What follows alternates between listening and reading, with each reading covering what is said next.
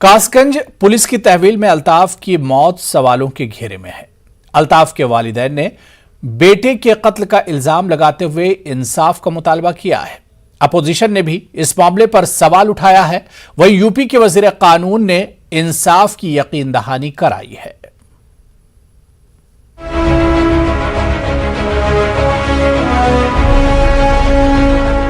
उत्तर प्रदेश के कासगंज में पुलिस तहवील में नौजवान की मुबैना मौत पर सवाल उठ रहे हैं। 8 नवंबर को अल्ताफ को पूछताछ के लिए सदर पुलिस थाने लाया गया था। अल्ताफ के वालिद और वालिदा ने पुलिस पर कत्ल का इल्जाम लगाया है और इंसाफ की मांग की है। अल्लाह मेरे आदमी से जिसने कही हुई ऐसा कर दो, जो हो गया ये बात वो बात वैसी कर दी होगी। वो तो इतनी पुलिस थी कि सबको ही देख के हपड़ी गायब हो गई होगी। अल्लाह, मैं तो बेहोश पड़ी। आप क्या कहना चाहती हैं? मैं इंसाफ मांगना चाहती हूँ। मुझे आप सब इंसाफ दिलवाओ या मेरा बच्चा वापस लाओ। क्या हुआ था? बच्चा वापस अल्ताफ ने आत्महत्या की थी या उसकी हत्या की गई थी? हत्या की गई थी। हत्या की गई थी। हत्या है उसकी। 3 फुट की टंकी से कौन फांसी लगा सकता है? आप सोच सकते हैं कौन लगा सकता है? आप इतनी मेरी बात के लिए बहुत प्यारे तरीके से ले सकते हैं। भाई जब भी होश में नहीं हूँ, आज भी मेरी तबीयत ठीक नहीं है। मुझे मेरे इंसाफ मिल जाए वही बहुत है मेरे लिए। तो क्या लगता है आपको, बेटे ने आत्महत्या की थी या उसकी हत्या की गई है? ये हत्या की गई है। उस बच्चे की हत्या की गई है। वो बच्चा मेरे लिए इंसाफ दे। मुझे कुछ नहीं है। मुझे पता नहीं, मेरा होश हवास नहीं है। मुझसे तो बस सिर्फ जो जैसा बोल रहा था वैसा कर दिया मैंने, और मुझे कुछ नहीं पता। किसने कहा था बोलने के लिए? SDM साहब ने। किसी तरह का दबाव था क्या आपके ऊपर? बच्चे को लाश को नहीं देंगे हम। ये दबाव बनाया था। दूसरी यानी पुलिस का दावा है कि लॉकअप के वॉशरूम में अल्ताफ ने फांसी ले ली। कासगंज SP का कहना है कि 5 पुलिस एहलकारों को लापरवाही बरतने की वजह से मुअत्तल कर दिया गया है। कांग्रेस के कौमी सेक्रेटरी तौकीर आलम देर रात महलूक के गांव पहुंचे और अपोजिशन की जानिब से भी यही सवाल पूछा जा रहा है कि आखिर अल्ताफ की मौत कैसे हुई। जिस तरीके से उसे गया लेके गई पुलिस, उन्होंने कभी कल्पना तसव्वुर भी नहीं किया होगा कि उसके बच्चे की लाश देखने को मिलेगी। तो आप उनका सदमा समझ सकते हैं और आज जो कष्ट है वो समझ सकते हैं, वो पीड़ा है उनकी। और हम तो यही कहेंगे कि जो दोषी हैं पूरी तरीके से इस पर CBI इंक्वायरी होनी चाहिए। जो भी किसी के कितने बड़े हाथ हो, कानून के शिकंजे से वो बाहर नहीं होने चाहिए। कैसे खुदकुशी करेगा? कौन बिलीव करेगा उसको? भाई 4 फीट पर नल की टूटी है और उसके हुड में क्या धागा निकाल कर खुदकुशी कोई कर सकता है क्या? आप उसको मार सकते हैं, उससे किसी का गला घोट सकते हैं और पुलिस कस्टडी में मर जाता है। तो किस बात के लिए सस्पेंड किया गया? उनको तो अरेस्ट होना चाहिए। उसको बस लड़के का मर्डर हुआ है पुलिस स्टेशन में। वो उसकी इज्जत इसलिए नहीं की जा रही क्योंकि गरीब है और मुसलमान है। क्या इंसान की जान की कीमत क्या मजहब की बुनियाद पर होगी? गरीब है तो गरीब है। पुलिस की कस्टडी में मारा गया तो उनको अरेस्ट करना चाहिए। अरेस्ट करके उनको गिरफ्तार करना चाहिए। सस्पेंड करेंगे, बाद में बहाल कर देंगे उनको महीने भर के बाद। एक बाप ने अपने बेटे को खो दिया और ये तो आपने बाप को डराकर स्टेटमेंट ले लिया उससे। उधर सोशल मीडिया पर भी अल्ताफ की मौत का वीडियो वायरल हो रहा है। लोगों का मुतालबा है कि अल्ताफ की मौत की सही वजह सामने आनी चाहिए।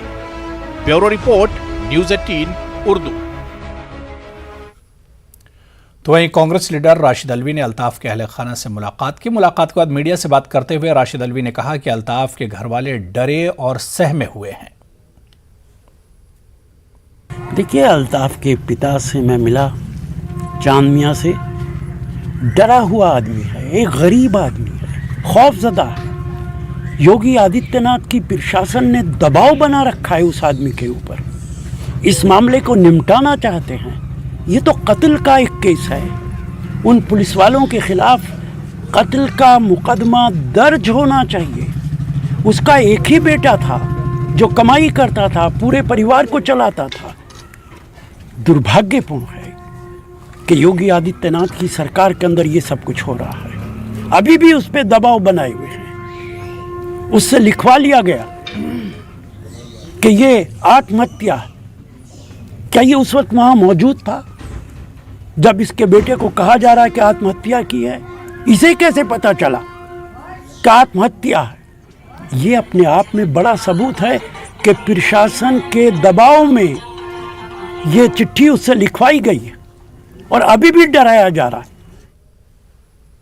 उधर अलीगढ़ मुस्लिम यूनिवर्सिटी के तलबा ने आज कैंपस में एक एहतजाजी मार्च निकालकर कासगंज में नौजवान अल्ताफ की पुलिस हिरासत में मौत पर सख्त तशवीश का इजहार किया। तलबा मौलाना आज़ाद लाइब्रेरी से मार्च निकालते हुए बाबे सैयद पहुंचे थे, जहां मुस्लिम यूनिवर्सिटी तलबा की तरफ से एक अर्जदाश सदर जमहूरिया हिंद के नाम यूनिवर्सिटी इंतजामिया को पेश की गई। इस मौके पर तलबा की जानिब से जहां इस पूरे मामले की जुडिशियल जांच का मुतालबा किया गया, वहीं 50 लाख रुपये का मुआवजा और एक सरकारी मुलाजमत की बात कही गई। तलबा का कहना था कि इस पूरे मामले में जो लोग भी कसूरवार हैं उनके खिलाफ मुकदमा दर्ज करते हुए सख्त कार्रवाई अमल में लाई जाए। के लिए जो 21 साल का था कासगंज में, जिसका मर्डर किया गया है, और मैं ये बताना चाह रहा हूँ कि इस वक्त जो हालात हैं हिंदुस्तान में वो बद से बदतर हैं। हिंदू मुस्लिम भाईचारा बिल्कुल ख़त्म है।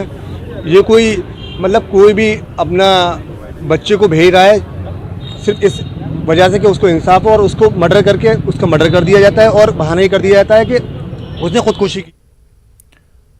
उत्तर प्रदेश कंट्रोल बोर्ड बराए खवातीन और अतफाल के चेयरमैन मोहम्मद कमर आलम ने अलीगढ़ आमद पर सहाफ़ियों से बात करते हुए कहा कि कासगंज में नौजवान की पुलिस हिरासत में मौत के हक़ाइक़ वाज़ेह तौर बयान कर रहे हैं कि अल्ताफ़ के साथ क्या किया गया। उन्होंने कहा कि अल्ताफ़ का इस कदर उसे मारा गया कि उसकी मौत वहीं थाने में हुई और बाद में सारा सीन बनाया गया। वो कोई इतना बड़ा मुजरिम तो था नहीं कि जो घबरा कर वो खुदकशी कर लेता।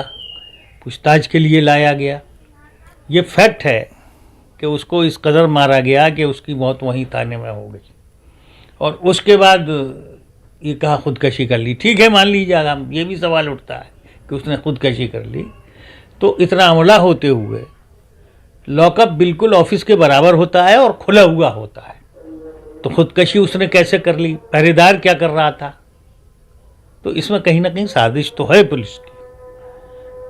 उनको हमारे एसएसपी ने सस्पेंड तो कर दिया है, कोतवाल को और 4 पुलिस वालों को, लेकिन यही काफ़ी नहीं है उसके लिए, भरपाई के लिए। उनके ऊपर बाकायदा मुकदमा चलना चाहिए कत्ल का, और उनको गिरफ्तार करके जेल भेजना चाहिए। महाराष्ट्र आज उर्दू की फलाह बहबूदी के लिए मिसाली काम अंजाम दे रहा है। ऐसे में सभी लोगों को महाराष्ट्र के मुहिबान उर्दू से फैज़ हासिल करके इनके तरीक़ेकार पर अमल पैरा होने की ज़रूरत है। यह कहना अलीगढ़ मुस्लिम यूनिवर्सिटी के शोबा उर्दू के असातिज़ा दीगर शख्सियात का। गौरतलब है कि महाराष्ट्र के मुहिबान उर्दू का एक वफ्द इन दिनों अलीगढ़ मुस्लिम यूनिवर्सिटी आया हुआ है, जिसमें मारूफ रिसाला गुलबूटे के मुदीर फारूक सैयद, मुंबई कॉरपोरेशन के रियाजुल हसन और बाल भारती से नवेदुल हसन शामिल हैं। इसी वफ्द के इस्तकबाल में एक तकरीब का इनेकाद AMU में किया गया। इस मौके पर मुस्लिम यूनिवर्सिटी के मारूफ असातिज़ा और दीगर शख्सियात ने शिरकत की और महाराष्ट्र में उर्दू के ताल्लुक से किए जा रहे कामों की सताइश करते हुए वफ्द की हौसला अफजाई की। महाराष्ट्र के लोग हैं और इनका कारनामा ये है कि इन्होंने प्राइमरी स्कूल के लेवल पर उर्दू सिखाना, उर्दू पढ़ाना, उर्दू में बोलना और उर्दू में सोचना शुरू किया है। मैंने इनसे कहा कि हिंदुस्तानी ज़बानों में कोई एक ज़बान भी ऐसी नहीं है जो एक फितरी ज़बान कही जा सके। हमारा एक डेलीगेशन आया है अलीगढ़ ये देखने के लिए कि यहाँ उर्दू की सूरत हाल क्या है, और बहुत नाम है अलीगढ़ का पूरी दुनिया में, लेकिन हम ये जानना चाह रहे थे कि यहाँ बच्चों के लिए। चलिए आगे बढ़ेंगे। टोक्यो पैरालंपिक में मेडल हासिल करने वाले और मुख्तलिफ खेल मुकाबलों में मुल्क की नुमाइंदगी करने वाले खिलाड़ियों के एजाज में आज मेरठ में खास तकरीब का इनेकाद किया गया। यूपी हुकूमत की जानिब से मेरठ की सरदार वल्लभ भाई पटेल एग्रीकल्चर यूनिवर्सिटी में मुनक़िदा इस खुसूसी तकरीब में वज़ीर आला योगी आदित्यनाथ ने खिलाड़ियों को सर्टिफिकेट और इनामी रकम से नवाजा। पैरालंपिक में मेडल हासिल करने वाले 17 खिलाड़ियों और पैरालंपिक में मुल्क की नुमाइंदगी करने वाले यूपी के 6 खिलाड़ियों के अलावा मुल्क की मुख्तलिफ रियासतों के दीगर पैरालंपियंस को एजाज और इनाम से नवाजा गया। टोक्यो पैरालंपिक में गोल्ड मेडल हासिल करने वाले खिलाड़ियों को 2 करोड़, सिल्वर मेडल हासिल करने वाले खिलाड़ियों को 1.5 करोड़ और ब्रॉन्ज मेडल हासिल करने वाले खिलाड़ियों को 1-1 करोड़ रुपए की इनामी रकम से नवाजा गया। पैरालंपिक में मुल्क की नुमाइंदगी करने वाले यूपी के 6 पैरा खिलाड़ियों को 25-25 लाख और दीगर पैरालंपियंस को 10-10 लाख की रकम से नवाजा गया। सीएम योगी ने इस मौके पर सभी पैरालंपिक खिलाड़ियों का इस्तकबाल करते हुए खेल और खिलाड़ी को फरोग देने के लिए यूपी हुकूमत की जानिब से की जा रही कोशिशों का जिक्र किया। की नकद पुरस्कार राशि और स्मृति चिन्ह प्रदान कर सम्मानित किया गया। इसी क्रम में टोक्यो पैरालंपिक गेम्स 2020 में पदक विजेता दिव्यांगजन खिलाड़ियों को आज यहां पर मेरठ में पुरस्कृत किया जा रहा है, जिसमें टोक्यो पैरालंपिक गेम्स 2020 में भारतीय खिलाड़ियों ने प्रथम बार 19 पदक अर्जित किए हैं। इससे पूर्व रियो ओलंपिक में 19 खिलाड़ियों ने 4 खेलों में 4 पदक अर्जित किए थे। वर्तमान राज्य सरकार ने पैरालंपिक गेम्स में प्रदेश ही नहीं बल्कि पूरे देश के पदक विजेता खिलाड़ियों को पुरस्कृत करने का निर्णय लिया है। टोक्यो ओलंपिक में मेडल हासिल करने वाले और उसमें हिस्सा लेने वाले खिलाड़ियों के एजाज के बाद अब पैरा ओलंपिक्स में हिस्सा लेने वाले खिलाड़ियों के लिए यूपी सरकार ने एजाजिया प्रोग्राम एक तकरीब का इनेकाद मेरठ में आज किया था। ये अपनी नौइयत का पहला प्रोग्राम है जिसमें पैरा ओलंपियंस खिलाड़ियों को सम्मानित किया गया, यहाँ पर उनका एजाज़ किया गया और उनको इनाम की राशि भी दी गई, इनाम की रकम दी गई। 32 करोड़ 50 लाख रुपए 17 खिलाड़ियों में तकसीम किए गए जो पैरा ओलंपिक्स में 19 मेडल लेकर आए थे। वज़ीर आला योगी आदित्यनाथ ने अपने हाथ से सर्टिफिकेट दिए उन खिलाड़ियों को और उनको ये इनाम की रकम तकसीम की गई। देखा जाए तो मेरठ वेस्ट यूपी में खेल का सामान बनाने का एक हब बन गया है, लेकिन इसी के साथ ही खिलाड़ियों का ये सम्मान ये भी दिखाता है। All India Muslim Personal Law Board की मीटिंग तकरीबन 35 साल बाद कानपुर में होने जा रही है। इससे कबल 1985 में कानपुर में पर्सनल लॉ बोर्ड की मीटिंग हुई थी। कानपुर में होने वाली मीटिंग में पर्सनल लॉ बोर्ड के अहम ओहदों के लिए भी इंतखाबात कराए जाएंगे। मुस्लिम पर्सनल लॉ बोर्ड की मीटिंग के हवाले से बोर्ड के सीनियर मेंबर मोहम्मद सुलेमान से खुसूसी बातचीत की हमारे नुमाइंदे संदीप सविता ने। All India Muslim Personal Law board Kanpur में एक मीटिंग करने जा रहा है। उसकी तारीख ही तय हुई है। सूत्रों से पता चला है कि यहाँ पर अहम पदों के लिए चुनाव भी होंगे। हमने जानकारी लेने की कोशिश की और मोहम्मद सुलेमान साहब जो कि सीनियर सदस्य हैं मुस्लिम पर्सनल लॉ बोर्ड के, उनसे जानकारी लेते हैं। सर, जो जानकारियाँ मिल रही हैं, क्या मुस्लिम पर्सनल लॉ बोर्ड की कोई मीटिंग कानपुर में किस तरह से क्या?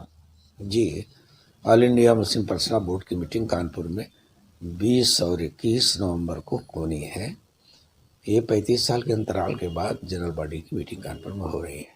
और जैसा आपको पता चला है कि हमारे बोर्ड के अहम जिम्मेदारान जो कुछ दुनिया में नहीं रहे, जनरल सेक्रेटरी साहब, एक नायब सदर में उन लोग, तो उनके रिक्त पदों का इंतखाब हुआ और चीज़ें भी बोर्ड अपने कहीं जो एज पर एजेंडा उस पर गुफ्तगू होगी और उसके फैसले होंगे। हिंदुस्तान में जो अजीम शख्सियतें पैदा हुई, इनमें एक नाम मौलाना अबुल कलाम आज़ाद का भी है, जो बेदार मग़ज़ और बेदार जहन थे। इनकी फ़िक्र अपने ज़माने में बहुत अहम थी। आज इनकी मानवियत मज़ीद बढ़ गई है। ये कहना है अलीगढ़ मुस्लिम यूनिवर्सिटी के मारूफ उस्ताद और माहिर आज़ाद प्रोफेसर काजी जमाल हुसैन का। वो आज मौलाना अबुल कलाम की यौम विलादत के मौके पर अपने तासुरात का इजहार कर रहे थे। में जो 2-4 बहुत अजीम शख्सियतें पैदा हुई, जिनको हम बेदार मग़ज़ और बेदार जहन कह सकते हैं, और जिनकी फ़िक्र और जिनकी सोच अपने ज़माने में भी बहुत रेलेवेंट थी और अपने ज़माने के बाद तो उसकी मानवीयत और उसका रिलेवेंस मज़ीद बढ़ गया है। बहुत बेदार मग़ज़ शख्सियत थे, कसीरुल जिहाद आदमी थे। ऐसे लोग हिंदुस्तान में बहुत कम पैदा हुए जैसे मौलाना आज़ाद। यूपी में नौजवानों में बढ़ती बेरोजगारी और जरूरी अशिया की कीमतों में बेतहाशा इजाफे के खिलाफ इलाहाबाद में समाजवादी यूथ विंग के कारकुनान ने सड़कों पर निकलकर एहतजाजी मुजाहरा किया। मुजाहरे में शामिल नौजवानों ने बेरोजगारी और महंगाई के लिए रियासती हुकूमत को सीधे तौर पर जिम्मेदार ठहराया। एहतजाजी नौजवानों का कहना था कि बेरोजगारी और माशी बदहाली ने तालीम याफ्ता नौजवानों को मायूसी में मुब्तला कर दिया है। नौजवानों का कहना था कि अगर हुकूमत ने नौजवानों के मसाइल और उनके मुतालबात पर तवज्जो न की तो बड़े पैमाने पर हुकूमत मुखालिफ एहतजाजों का सिलसिला शुरू किया जाएगा। हम समाजवादी माननीय मुलायम सिंह यूथ ब्रिगेड के नौजवान इलाहाबाद की सड़कों पर केंद्र और प्रदेश सरकार के द्वारा बेतहाशा बढ़ती महंगाई के विरोध में और जिस तरीके से आज छात्र और नौजवान बेरोजगार घूम रहा है, इधर उधर घूमने को विवश है, उसके विरोध में आज हम समाजवादी लोगों ने सड़कों पर उतर करके विरोध मार्च निकाला। और यूपी को आज अपना पुराना फख्र मिलने जा रहा है, जिसे तकरीबन 100 साल पहले पुरस्कार तरीके से चोरी करके कनाडा भेज दिया गया था। मूर्ति का जुलूस गाजियाबाद के मोहन नगर मंदिर के रास्ते नोएडा के रास्ते वाराणसी रवाना किया जाएगा। इस दौरान यूपी के 19 अजला में मां अन्नपूर्णा देवी का जुलूस निकाला जाएगा। प्रधानमंत्री नरेंद्र मोदी के अथक प्रयासों के बाद जो मां अन्नपूर्णा देवी की मूर्ति है भारत लाई गई और आज गाजियाबाद में पहुंचेगी। हम बात करते हैं केंद्रीय गृह मंत्री केंद्रीय राज्य मंत्री वीके सिंह से। सर, आज मां अन्नपूर्णा देवी की मूर्ति पहुंच रही है, कितना खुशी का समय है? बहुत खुशी की बात है। आप खुद हिसाब लगाइए, आपके घर से कोई चीज़ चली जाए और बहुत दिनों के बाद जब उसको वापस लाया जाए तो कितनी खुशी होगी आप। मेरे ख्याल से पूरे देश के अंदर एक हर्ष का वातावरण है और उत्साह का वातावरण। सबसे पहले गाजियाबाद पहुंचेगी, इसके बाद ये 18 जिलों से होती बनारस पहुंचेगी और स्थापित की जाएगी। ऐसी कई धरोहर है जो भारत की बाहर जा चुके हैं, उसके लिए कितना प्रयास किया जा रहा है? अब तक 2014 के बाद जब से मोदी जी आए हैं 42 के करीब हमारी पुरानी मूर्तियां जो चोरी होकर गई थी वो वापस आ गई हैं और हमारा प्रयास है कि इसको जितनी हमारी धरोहर गई है किसी न किसी प्रकार से वो वापस आए। जो भक्त हैं आज कितना उत्साहित है इसको लेकर? भक्त तो उत्साहित बहुत होगा। काशी की रानी वापस आ रही हैं। तो मेहनत न अपने सिन्फी हुकूक के लिए जद्दोजहद करने वाले ट्रांसजेंडर तबके ने अब समाजी और सियासी मसाइल पर भी आवाम को बेदार करने की मुहिम शुरू कर दी है। मुल्क में ट्रांसजेंडर्स की नुमाइंदा तंजीम अखिल भारतीय किन्नर अखाड़े ने आम लोगों में जमहूरी शऊर बेदार करने और अपने हक रायदही का इस्तेमाल लाजमी तौर पर करने के लिए इलाहाबाद से अवामी बेदारी मुहिम का आगाज किया। वोटर्स बेदारी मुहिम में LGBT तबके से ताल्लुक रखने वाले अफराद ने बड़ी तादाद में शिरकत की। मुहिम की शुरुआत शहर के मरकजी इलाके सिविल लाइंस के की गई। इस मौके पर किन्नरों ने जमहूरी अमल में हिस्सा लेने और तबकाती बंदिशों से ऊपर उठकर वोट डालने के अपने अज़्म का इजहार किया। हमारा यही उद्देश्य है, समाज को यही हम कहना चाहते हैं कि आप मतदाता बनिए। एक हमारा देश लोकतांत्रिक देश है, लोकतांत्रिक देश को जिंदा रखने के लिए आपको वोट देना जरूरी होता है और अपना मत का प्रयोग करिए, अपना अधिकार प्रयोग करिए। पैरालंपिक खिलाड़ियों के एजाज में मुनक्किदा प्रोग्राम में शिरकत करने मेरठ पहुंचे मरकजी खेल वजीर अनुराग ठाकुर ने जिनाह पर दिए बयान को लेकर अखिलेश यादव और ओम प्रकाश राजभर को तनकीद का निशाना बनाया। अनुराग ठाकुर ने कहा कि इलेक्शन से पहले मुखालिफ सियासी जमातों के लीडरान इन वोट बैंक की सियासत करने के लिए इस तरह के बयान देते हैं।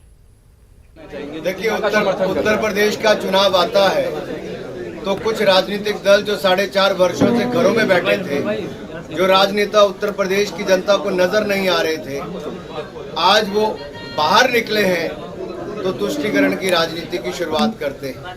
उनको जिन्ना का नाम जपने की याद आती है। तुष्टीकरण का एक नया खेल शुरू हो जाता है। लेकिन यहाँ की जनता जानती है कि अगर भय और भ्रष्टाचार से मुक्ति दिलाने का काम किया है तो ईमानदार और दमदार योगी